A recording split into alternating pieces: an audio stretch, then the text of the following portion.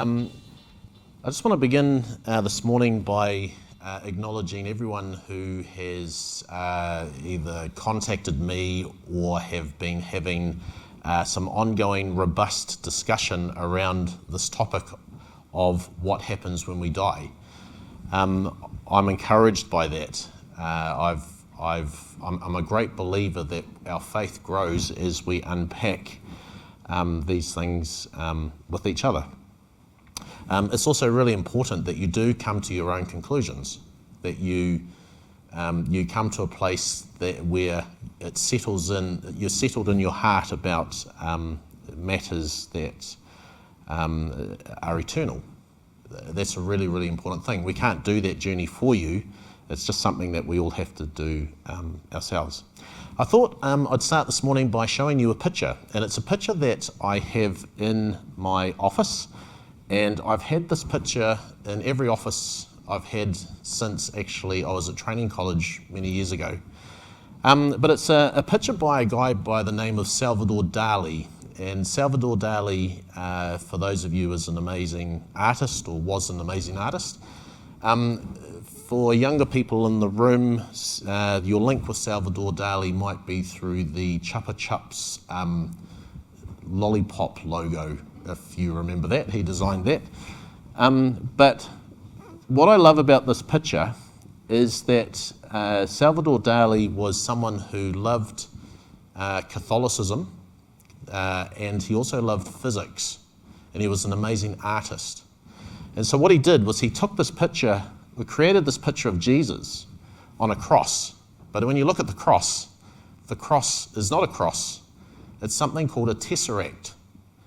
And for those of you who are into physics, you may know that the symbol of the tesseract was something that was designed by people who study that field to explain the interdimensional reality in which we live. And so the idea of a tesseract was that it's not just to explain the universe that we see, but it's a symbol that encapsulates the parts of the universe that we can't see. And the point that he makes in this picture is that the death and resurrection of Christ had far greater implications for the universe than just our reality, if that makes sense. And so I love that picture, and I have it in my office because I sit there as I come to my desk and I look at it and I go, oh, that's right. The business that we're in is actually really, really important because it's about eternity as a whole. It's about not just eternity to come, but eternity now. It also reminds me that actually when we work with people, people are whole people, physical, emotional, spiritual. It's the whole package. We can't just isolate things out. And so that picture reminds me that actually everything is spiritual. Our physical selves, it's spiritual. Our emotional well-being is spiritual. Our mental health, actually I'd say there's a good case that that's a spiritual thing. So I love that picture. I thought it was, I think it's incredibly relevant for the topic that we're talking about at the moment. So last week we began to unpack what the mechanics of the afterlife is like. And we did that by taking a closer look at a case study that Jesus himself presented. And that case study, of course, was the account of Lazarus and the rich man in Luke 16. And in that account, just as a reminder, we meet two real men who both die. And one finds peace and one finds torment. One ends up in paradise while the other one ends up in a place of suffering. And the eternal outcome for both of these men was based on their actions in this life. And Jesus makes that very, very clear. It's one of those things, I've had that scripture on my wall all week, and I had this other thought this week where when you look at this account of the rich man and Lazarus, this guy who was not just wealthy, but he was exceedingly wealthy. And then you had this guy who was lying at his gate covered in sores, that the dogs came and licked his sores every day, and he just longed for food from the rich man's table. And as I thought about that this week, I went, oh my goodness, it's a picture of our entire economic system. It's so relevant for today. You have people who are exceedingly wealthy, but actually often when you track the roots of where that wealth comes from, there are people who are suffering. So for those who live in luxury, it's balanced out by those who are not. And the other thought was, because someone asked me this week and said, well, why, but it still didn't explain why the rich man was in torment. And it dawned on me, and I forgot to mention this again because there's so much depth in the text, that actually Lazarus's life was a form of living hell. Right? In the words of Abraham says, son, in your life, you had it all made, and now in this life, Lazarus has it all made. And so it's a good reminder to us that actually there are people in this world whose lives are a living hell. And we've always got to be sensitive to that. Now, this morning, we're going to expand on this case study to answer the question, what happens when we die? And we're going to talk about heaven and hell. And you may notice we're going back to the whiteboard, all right? But you may remember me saying last week that there's an urgent message from this for all of us. As we unpack this morning, the thing that's going to become apparent for all of us is that all roads lead to judgment. And that's something as believers we've got to sort of sit with. We have a date with eternity. And I put it like this last week. You've got to remember our date with eternity is only one heartbeat away. Right? It could be a heart attack, a car accident. I reflected on myself around rivers and all of the crazy things I've jumped off over the years and all that. Well, actually, had that gone wrong, an accidental drowning, right? But Hebrews 9:27 says this. It says, it is appointed for men to die once, and after that into judgment. That dying once, by the way, is important because we're not into some kind of reincarnation idea here. Right? We live and we die and we have to give an account of our lives before God. And again, like last week, I also want to remind us of what the 11th doctrine of the Salvation Army is, because we're sitting in the Salvation Army hall. And Doctrine 11 says this. It says, we believe in the immortality of the soul, in the resurrection of the body, in the general judgment at the end of the world, in the eternal happiness of the righteous, and in the endless punishment of the wicked. So we can't go talking about this topic of heaven and hell without talking about the idea that we will all eventually stand before God to give an account of our lives. And the challenge for us all, of course, is that we need to live with the end in mind. When we come to Christ, we're actually, believe it or not, called to a life of strategic thinking. We need to live with the end in mind. Now, I believe, by the way, in doing that, there are things that we can do now to prepare for that. So it's not all doom and gloom. And so today I want to unpack what some of this will look like. So, am I going to do that now? No, I'm not. Hold on. In the first part of this series, I talked about the nature of our reality. And if you haven't yet seen that message, you can watch it on the YouTube space. I'm not going to repeat that now. But for those of you who remember that message, you will remember the idea that I talked about the scientific view that we live in a universe made up of at least 10 dimensions. And the world of physics announced that back in the 1990s. And from a theological perspective, it sits nicely, I believe, with the events that happened at the fall in Genesis 3. You see, in Genesis chapter 3, when God asked Adam and Eve, "Who told you you were naked?" it was far more than them becoming aware that they weren't wearing anything. Whatever it was used to cover them before the fall was gone.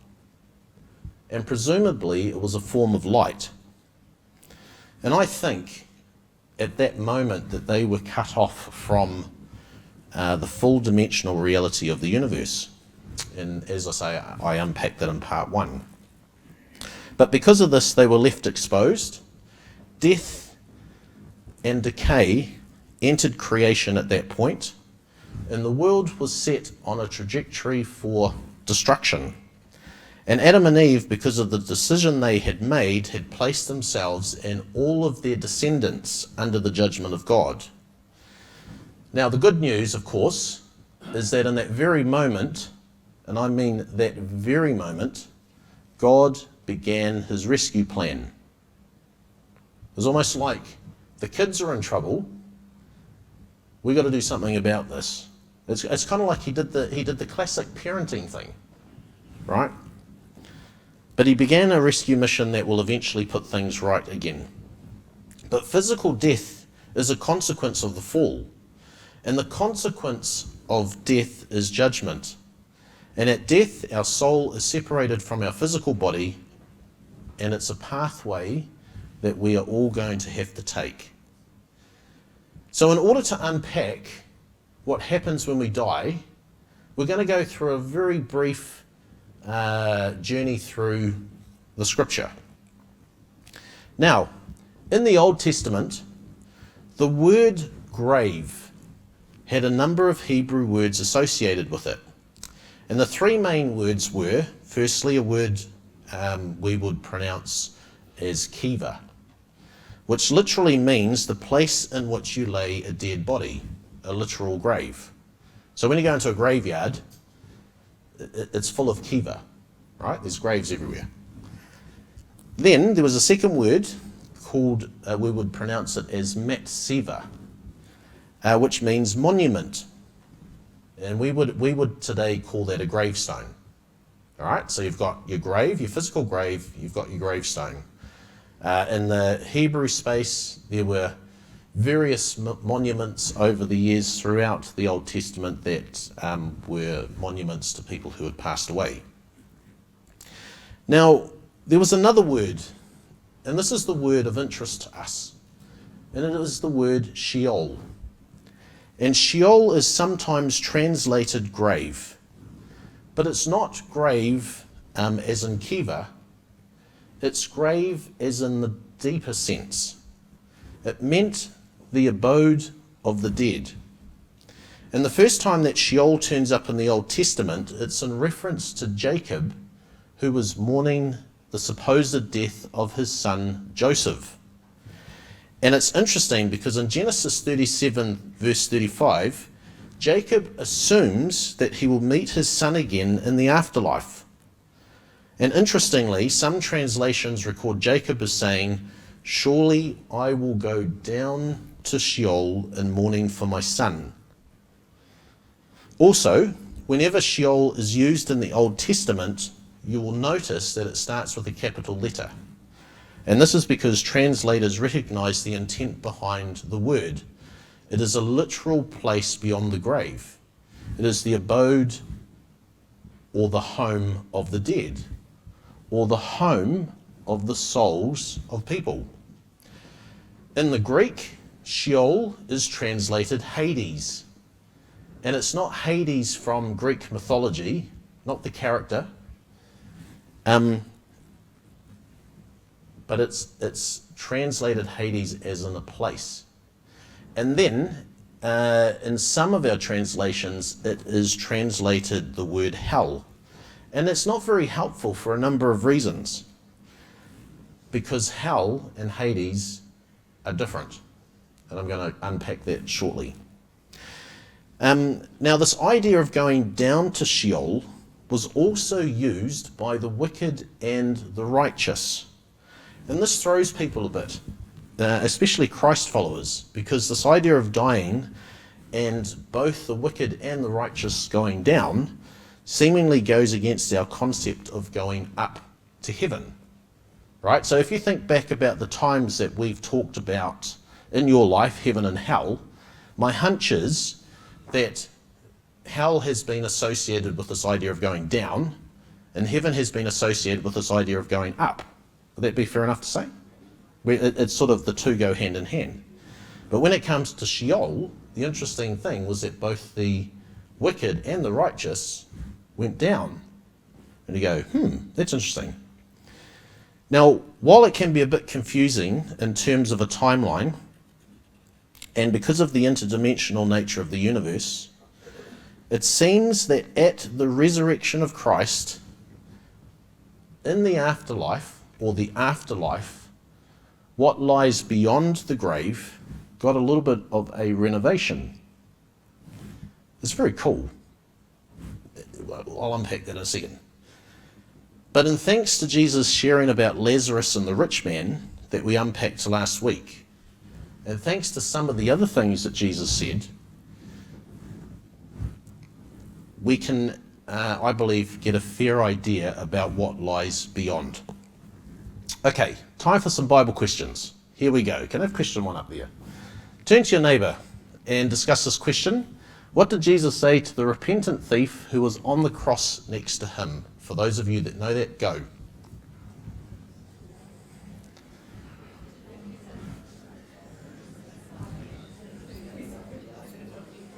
Very cool. There's great answers going on around the room, which is fantastic. Can I have the answer up there, please? Can I have the answer up? Yeah, great. The answer, truly I say to you, today you will be with me in paradise. Now, by the way, it has been debated in theological circles about where the comma goes. Because if you shift the comma from the word you to today, it changes the meaning entirely.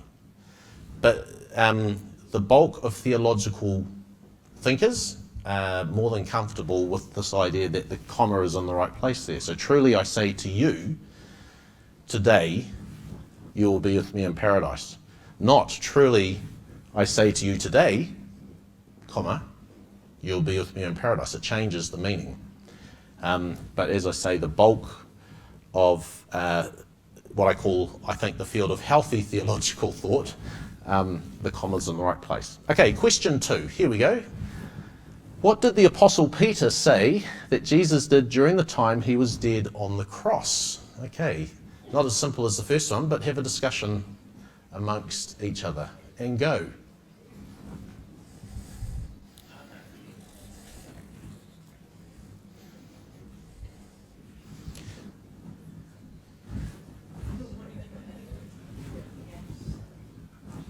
Okay, there's a few right answers going on around the room, which is great. The answer is he descended and preached to the spirits who were in prison. Now, this action, by the way, is not as easy to understand as we might think. The traditional view is that Jesus descended into Sheol and preached the good news to those who had died before the cross, giving them a chance to receive it. In other words, for all of those who had died in the Old Testament times, he went and preached to them. So that's one view. Another view says that he went into a place called Tartarus, which I haven't talked about yet, or Hades, or hell, right, depending on your source, into a special holding place for fallen angels to proclaim his victory. Now, others say that not only did he descend, but that he also took people who were in Abraham's side, or in paradise, with him when he left. So there's kind of like these three differing views, depending on the source that you read. And all of these sources, by the way, are very absolute. yes, this is what happened. I'm going, oh my goodness, how do you how do you know that's exactly what happened? But the Apostles' Creed, some of you will be familiar with that. It's an early statement of belief. Says these words. It says, I believe in Jesus Christ, his only Son, our Lord, who was conceived by the Holy Spirit and born of the Virgin Mary. He suffered under Pontius Pilate, was crucified, died, and was buried.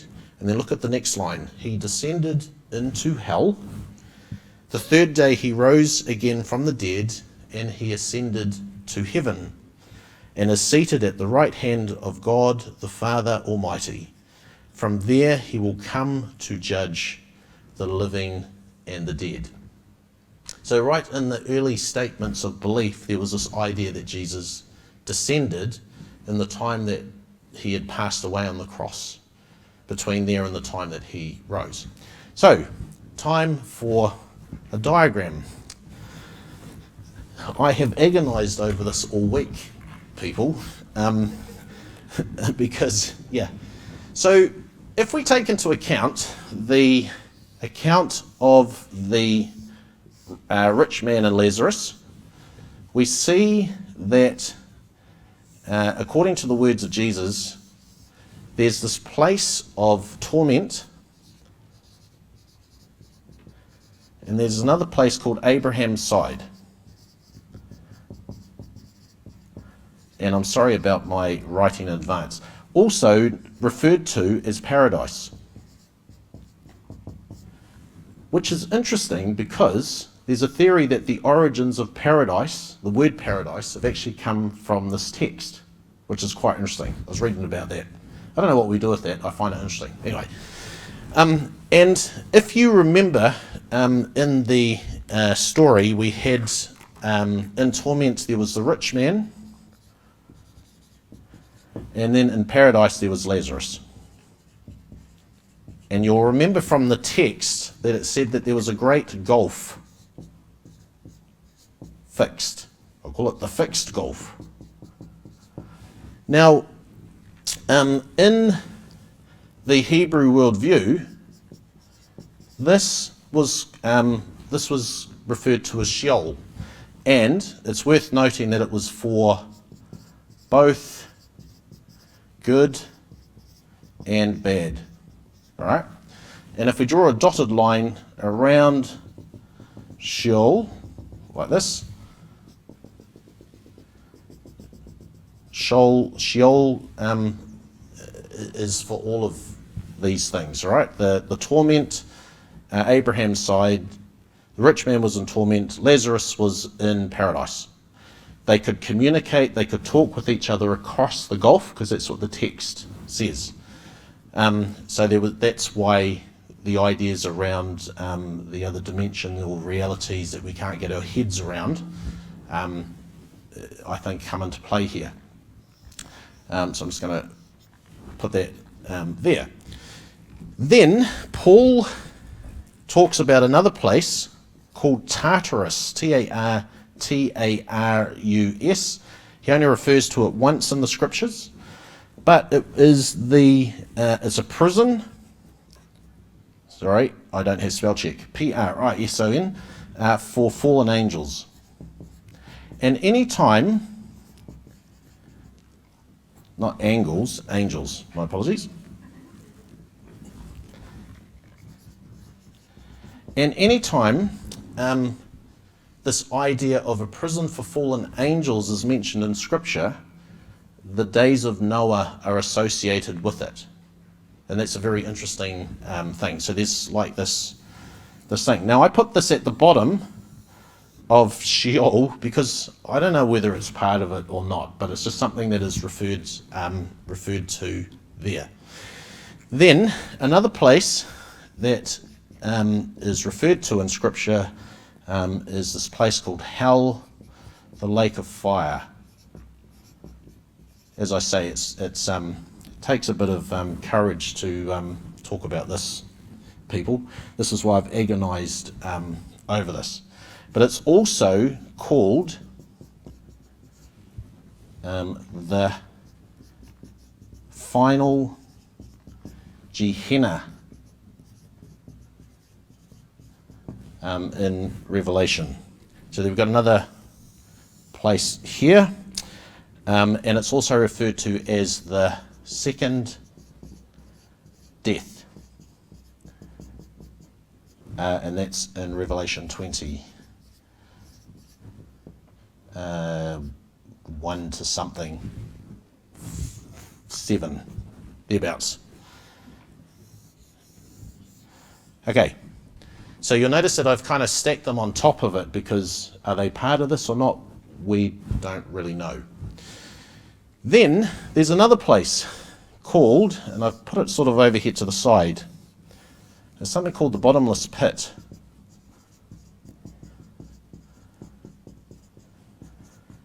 Also called the abyss in the Greek. Now, this, by the way, is not hell, but it seems to be a holding place for characters for events that are yet to happen. Okay, and so for example, the beast and the Antichrist. Well, here we go. This is dangerous stuff, eh? This is where they apparently currently reside. Okay? So Revelation tells us that that's where they come from. Even though in our view we're looking for people and all this kind of stuff, if you take that view. But the scriptures say that that's a thing. Now, interesting. Here we go. That's right. Get to the point, Matt. Now, at the resurrection, which I'll just put up here by the cross, building on these three theories, and I'm just going to explain it via arrows, is that we have, in one view, that Jesus went into Sheol to preach in that space. Whether it was the torment side or the good side, I don't know, but it would become apparent if you look at the Lazarus account that it seems that everyone can hear everything anyway, right? So that's one thing. The other one is that, and I haven't thought this through in terms of arrows, sorry, is this idea that he went into Tartarus, which is what Paul talks about, specifically to the prison for fallen angels. So that's the second view.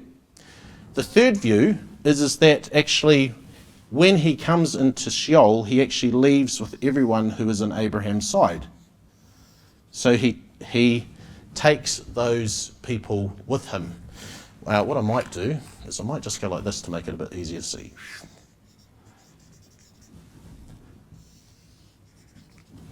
Now, where it gets even more confusing is Jesus himself adds another dimension, another dynamic to it. And Jesus talks about this place called Gehenna. And if you read Matthew 13, for example, it's something that's referred to as the outer darkness. And unfortunately, the lines that follow that are things like where there will be weeping and gnashing of teeth. That was a very common phrase that Jesus used. But the picture that he based that on was from a real valley called the Hinnom. I got to remember, I wrote it down here because I knew I'd forget how to spell it. Valley. And outside of Jerusalem, there's a real valley called the Hinnom Valley that has a horrific past. At the time of Jesus, it was being used as a rubbish dump and it was constantly on fire. But the reason it was used as a rubbish dump because prior to that it had been used as a place for human sacrifice, and it had been used as a place where children were offered to the god Moloch as human sacrifices. Horrible. Jesus hated that place, right? But what he did was he used this picture of the Hinnom Valley as a way of explaining another place called Gehenna. And you'll notice that I've sort of sat it in the corner of Sheol as well, because I don't know, it's there as part of it. Now, the scriptures tell us that there are two places of judgment. There's a place called the Bema Seat,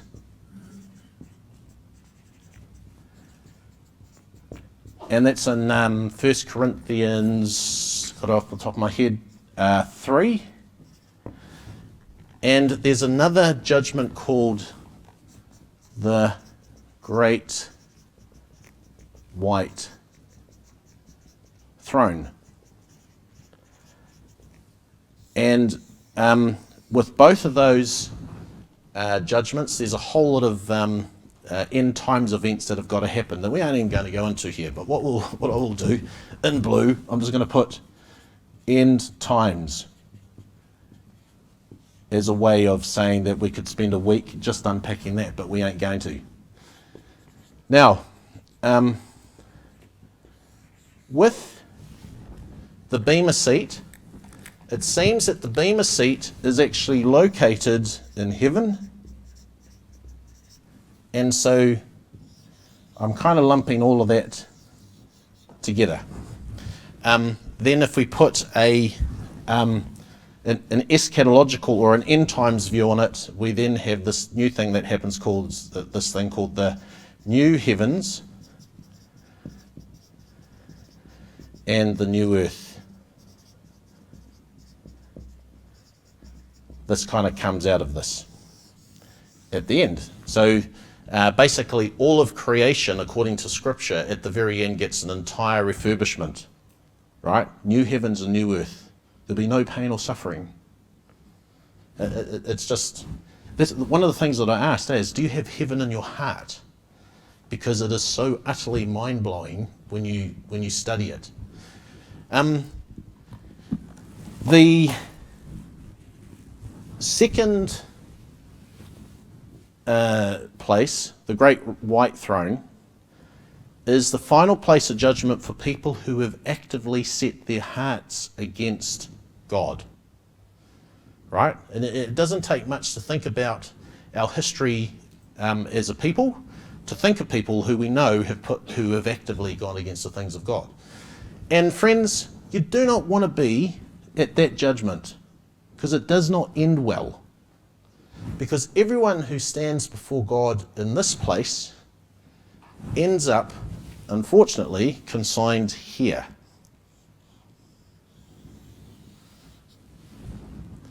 Whoever's name was not found in the book of life was cast into hell.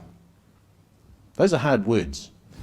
However, I think for us in this room, this is the one we've got to be concerned about. Because when we stand before the Bema Seat, salvation is not the topic. Salvation is not the topic. If you're standing before God to give an account of your life at this place, this topic is, what have you done with your salvation? And this is why the scriptures say that in the kingdom of heaven there will be those who are great, and there will be those who are not great. But you'll still be in the kingdom of heaven. When I read about heaven, I remember saying to Jules, man, I'll just be grateful to be in the kitchens, you know, because it's so awesome, you know. But the Bema Seat judgment is where we have to give an account of our lives for what Christ has done for us. And so I just want to flag that with you, friends, because does it all, I mean, do some maths, man, behind every person in existence having to appear either before there or there. Oh, there's a whole nother judgment, which we, the judgment of the nations, which is another thing. But how long would it take to get everyone through, right? I don't know, these are things I think about, right? But I think in all seriousness, you see here that all roads lead to judgment for all of us. And it's a byproduct of the fall. Now, this is uncomfortable to talk about, and I acknowledge this, right? And we're not a hell and brimstone kind of church. However, I just want to say that we need to be aware because it's part of the gospel. And Jesus himself spoke more about the nasty stuff beyond the grave than he did about heaven. And I think he did that for a reason. Anyway, all roads lead to judgment. They're either the Bema Seat judgment or the great white throne judgment. John 5:29 says that everyone will be resurrected. Some will be resurrected to life, and some will be resurrected to condemnation. Every person will be resurrected and judged individually, accounting every detail of our lives. Every thought, every motive, every intention. What did we do with what we knew?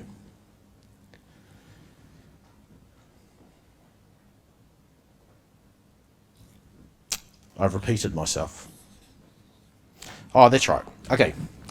Now, when you look at this diagram, there are two other church teachings through various branches of the church that I just want to briefly talk about.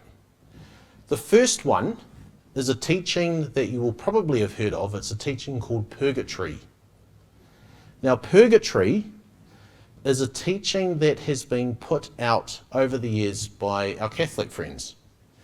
And the Catholic Church teaches that if you are a good Catholic who dies in the state of grace, then you will go to purgatory.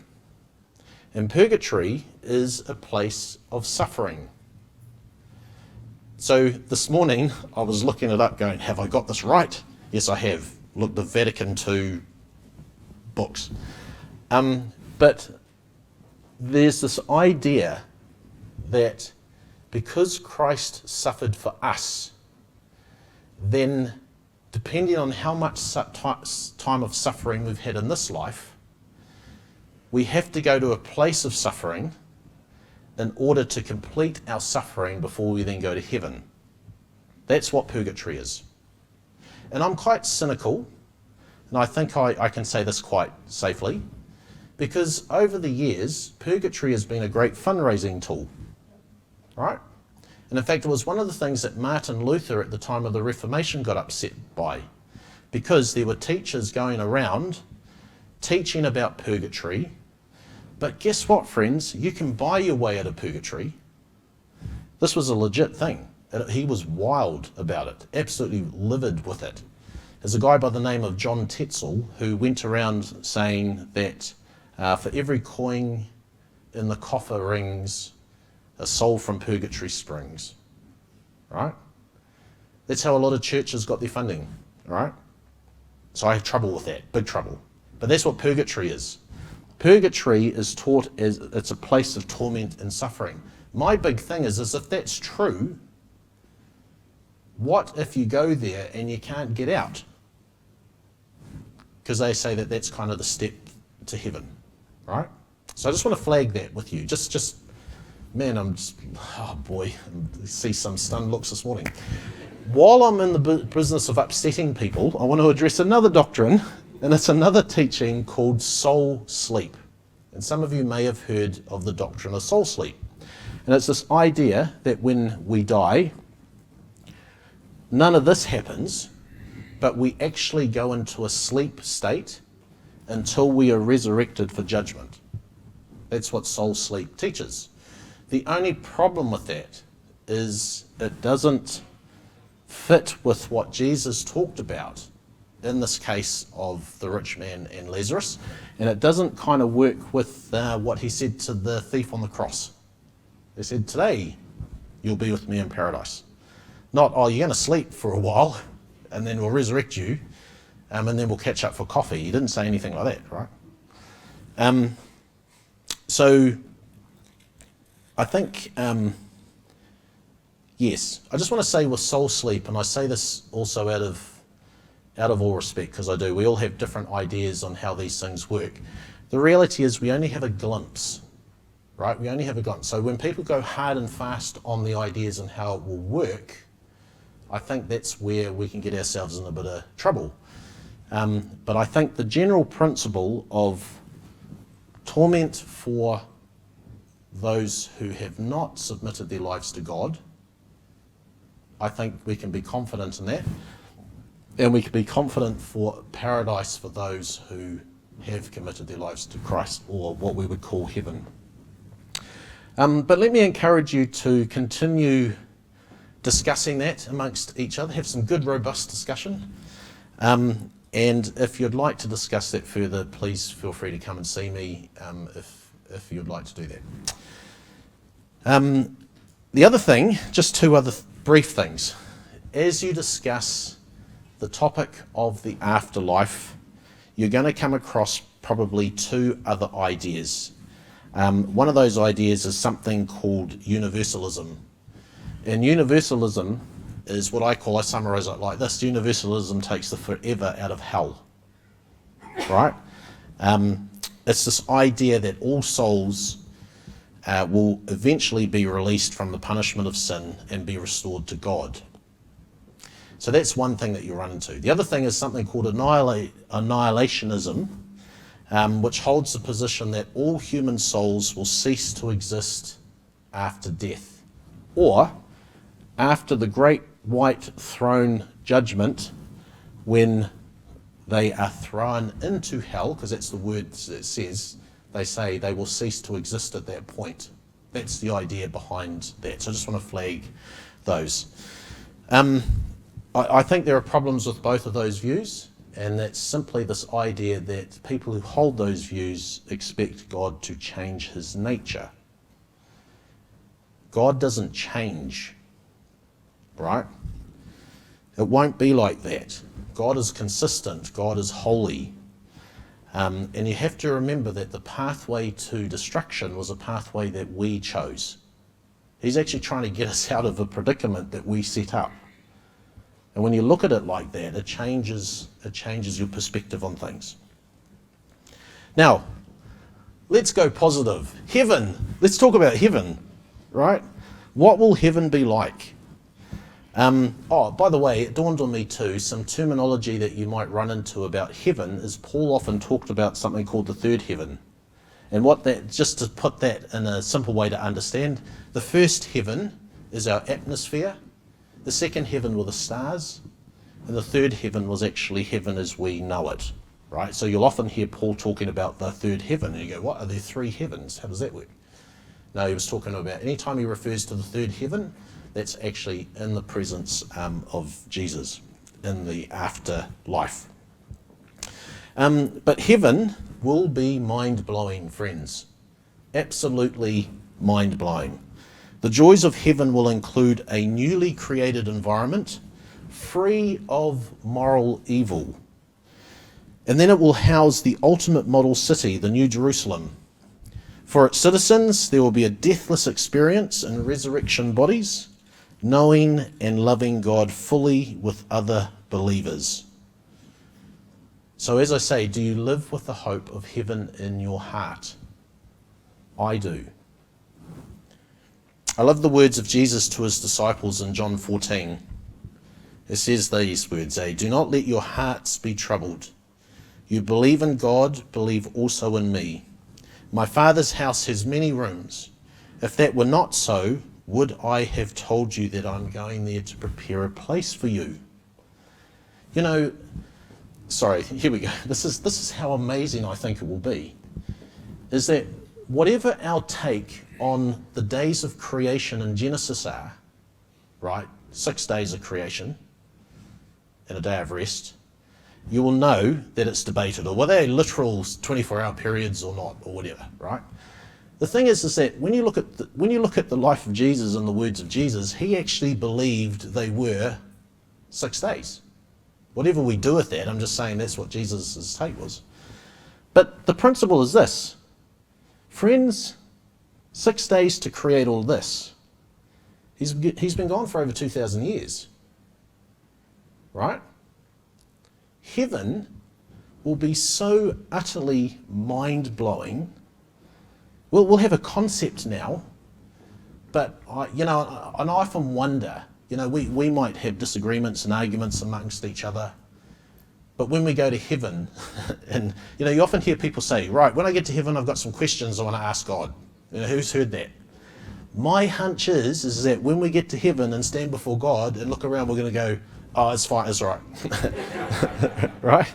No, it's fine. Did you have a problem? No, it's okay. I think about that. 1 Corinthians 2:9. However, as it is written, what no eye has seen and what no ear has heard, and what no human mind has conceived, are the things that God has prepared for those who love him. I also, love the words of Jesus from John 11. I am the resurrection and the life. The one who believes in me will live, even though they die. And whoever lives by believing in me will never die. Do you believe this? And friends, I know that we've landed in this place now, the same place for the last couple of messages in the series. But this morning, do you believe this? I'm going to call the team forward. And as they come and play, we're not going to drag it out any longer. I know this is me. I've gone on as I do. Sorry about that. But I just, again, want to remind us all that when Jesus was here, he spoke more about the negative side of the afterlife than the positive side of the afterlife. And whatever our take on heaven and hell is, you have to remember that he came and he died to provide a way for us not to go there. So it's serious stuff. Do we have it fully understood? I don't think we do. But what I do know is that the rescue plan was quite drastic. I know this is hard to talk about, but it is part of the gospel package. And I promise you that next week onwards, we're going to move into more of a positive thing. But the message is urgent. All roads do lead to judgment. And I think it would be wrong of me as your pastor not to talk about this. So this morning, do you live with the hope of heaven in your heart? Or is this a matter that you have never really considered or resolved? And for some of us, you will want to think about this more. And that's perfectly fine. You might like to want to watch the messages back and sort of ponder it more, or find other people to talk to, or come and see me. But as I mentioned last week, we're all body, soul, and spirit. And at death, the spirit and the soul are separated from our bodies. And so once again, the questions for all of us this morning are these. If I was to die today, where would I find myself? How sure am I? And what is the basis of my conviction? Is there anything keeping you from accepting God's free gift of salvation today if you haven't done so already? And as hard as it is for me to say this, friends, judgment is coming. Are you living with the end in mind? Because if we live with the end in mind, it transforms us drastically as to how we live our lives and the decisions that we make in the moment.